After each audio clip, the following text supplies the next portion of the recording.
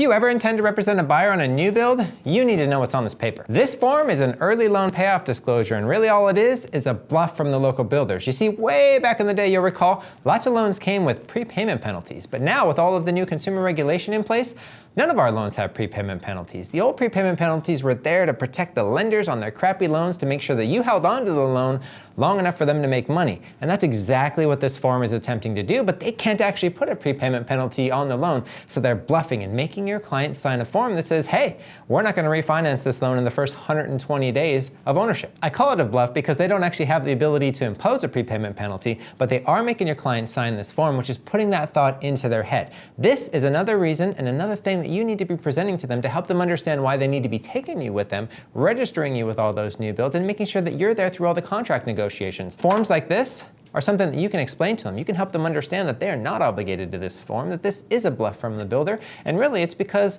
the builder knows their loan, that loan's not a keeper. So let's help your clients have their cake and eat it too. Help them close with that builder, help them get that new builder incentive, even let them sign this little bluff of a form, then have them call me. Let's see about putting them into a loan that they can keep long term. I'll talk to you soon.